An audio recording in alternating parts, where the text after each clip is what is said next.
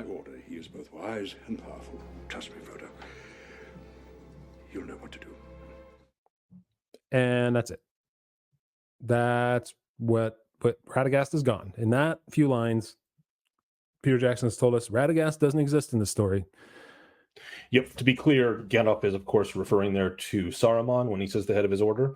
So when Jonathan says that's it, that's Radagast gone, he's not talking about the head of the order. That's Saruman. So Radagast is bypassed. And our listeners know who Radagast yes, is. Of course. But there are some people, some of those freeloaders. You never know.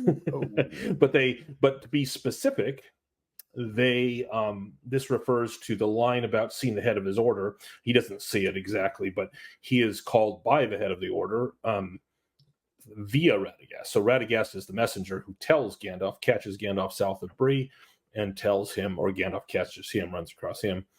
And an interesting exchange over a couple pages happens, which makes me fascinated with Radagast's character. There's all kinds of aspects of Radagast that I thought never got explored. And they didn't have anything to do with bird crap on his head, like in the Hobbit. But there is no Radagast, none whatsoever in the movies. So there you have it. Another thing skipped. So here, let me read what Tolkien wrote about Radagast. A couple of them, and one of them is going to be a little bit longer. I apologize for that. But here, Radagast again. It's at the Council of Elrond that he recalls what's happening, right. And so. In the films, one of the changes we point out on the webpage is that things happen there in real time here. There's no looking back at there's what's the word I'm looking for? There's no recalling of history. It's just right there. So here's what Gandalf said at the Council of Elrond. I turned then east and north and journeyed along the greenway, and not far from Bree, I came upon a traveler sitting on a bank beside the road, with his grazing horse beside him. It was Radagast the Brown, who at one time dwelt at Roscommon near the borders of Mirkwood. He is one of my order, but I had not seen him for many a year. And so then he goes on, and Radagast clearly has an urgent errand. He tells him about the Nazgul. And then he says, I have been told that wherever they go, the riders ask for news of a land called Shire. The Shire, I said, or Gandalf said, but my heart sank, for even the wise might fear to withstand the nine. And when they are gathered together under their fell chieftain, a great king and sorcerer he was of old, and now he wields a deadly fear. Who told you and who sent you? I asked. Saruman the White, answered Radagast. And he told me to say that if you feel the need, he will help, but you must seek his aid at once or it would be too late. So right there, that's where Gandalf learns, oh, I've got to go see Radagast. He's not this helpless old knocking his head on the door jambs of the Hobbit doors kind of guy who's like, I don't know what to do. I got to see the head of my order. So yeah, that's right. Although Radagast is the one that's telling him. Saruman says he can help you if you want. So it's kind of a lure sort of situation, not just Gandalf deciding to go see Saruman. True. But Saruman kind of laying a trap. That's true. It is only because of Radagast that he goes to see Saruman. There is right. No initial thought within himself that says, "Oh, I got to go do it." Unlike in the films. So exactly, is it lore friendly? Is removing Radagast lore friendly? Well. Would you like me to go first? Sure, yeah. You said well, so I'm going to leave it in your court. So the consideration when you ask, is it lore friendly, as we've discussed many times before, the consideration for me is the path that they chose, which was having Gandalf declare that he needs to go see Saruman because of Saruman's wisdom and knowledge about what to do, is that lore friendly? And that which includes the removal of Radagast. So in my mind, I will say, interestingly, I do think this is lore friendly. And for the reason that you just read, when Gandalf says, Saruman has long studied the arts of the enemy himself, thus we have often been able to forestall him. It was by the devices of Saruman that we drove him from Dol Guldur. It might be that he has found some weapon that would drive back the Nine. So Gandalf in the books is referring to Saruman's practical wisdom in opposing the enemy. And so what Gandalf says is his reason to go see Saruman, and thereby cutting out Radagast entirely as Saruman's messenger, is not lore unfriendly. It's in line with it, even though you cut out a character. So then the second question for me is the cutting out of Radagast, do you miss out on major themes and plot points like we talked about last week with the Barrow Downs, where when you cut out the Barrow Downs, you cut out all this setup for an epic confrontation with the Witch King at the end, made more epic by the blades from the Barrow Downs, which never happened. And then, of course, there's the Old Forest, and there's a whole bunch of, as we discussed, 6 chapters. So this is not that. This is 2 pages of a character that never appears again in the Lord of the Rings books. Yeah.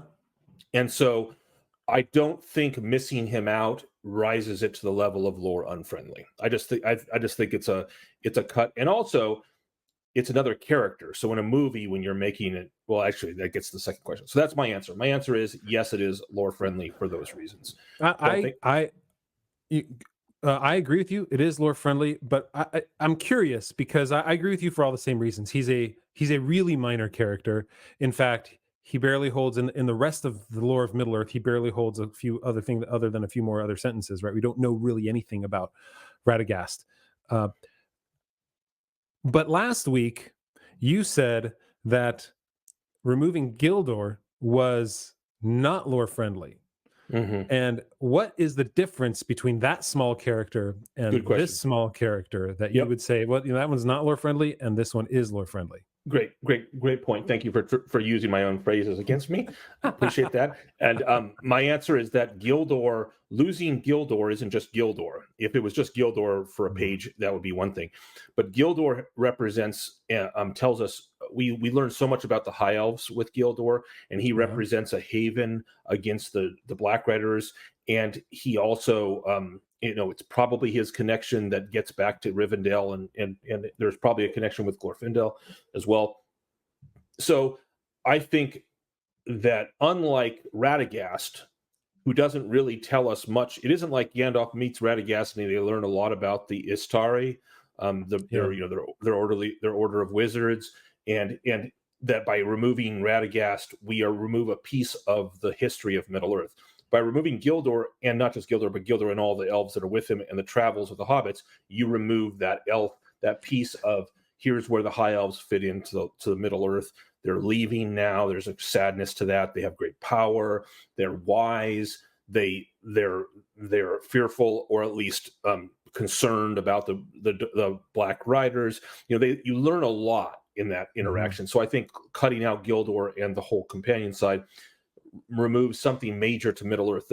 The waning of the elves and the power that they have is a really important aspect of Middle Earth. And that whereas Radagast is not. Radagast is literally about as side character-ish as you can get for Tolkien. Okay, I accept your answer. You are correct. Long-winded though it is. All right, next question: does the change make for better cinema? And this is actually the same answer I had last week when we were talking about a glimpse of Gildor in change number 24, 26. No, this is 26. This is 26. I think my numbers are getting all messed up. I don't know. In any case, in A Glimpse of Gildor, I said that was also made for better cinema because he was such a small character in the books, even though it was a couple of pages. Here it's or maybe 3 or 4 pages. Here it's less than that, even less than that, but for the same reasons.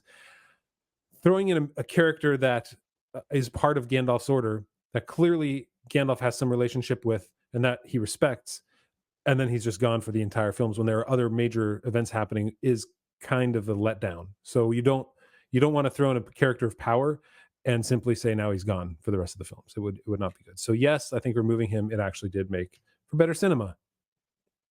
Agreed, and for the same reasons. So he creates more questions than he answers. Like there's so many questions about Radagast. Like where does he live? Why is he in a hurry to leave? The last thing he says is he rode off as if the 9 were after him. Yeah. I will do that. And rode off as if the 9 were after him. He says, and he also says he has to go. He has to leave. Like, why do you have to leave? There's nothing. We don't know where that old song, where did you come from? Where did you go? It's Radagast the Brown. It's Cotton Eye Joe. Yeah. Oh boy. Okay, yes. So that one's an easy answer. I think we all agree with that. It's better cinema. However, they did add Radagast into The Hobbit, and that's a change that didn't need. So they added him. They should have just left him out of both. And they made him worse. Yeah. Radagast wasn't even in the freaking Hobbit. They took him and they gave him. Anyway. Yeah. Anytime What we they get to did the with Hobbit, Radagast and the Hobbit reminds me of the recent mockery of Disney via a popular and crass cartoon program. Oh, Kathleen Kennedy, mocking Kathleen Kennedy. Yeah. Put a chick in it and put a chicken in it and make it lame. And yeah. Pretty powerful. Yeah. Did a good job with that. All right. So last question. How much do we like the change? I think this is one of the least objectionable changes in there. So I'm going to go with the 4.7. Give him a little bit of love. 4.7. I think adding him would have been a big mistake. Maybe that's also affected by seeing what they did with him in The Hobbit. Maybe. So leaving him out was probably a good choice if that's how they're going to portray him. If you're going to treat him like that. Yeah. I don't go into the high fours because that's when I actually like the change. I just agree with it here. So I'm going to give it a straight 4.0. Yeah, I think putting him in it would have actually made the film worse. So in that case, I do like the change. I think it would mildly. Just I don't think it's that big of a deal. Yeah. All right. Good answers, Michael. Good answers.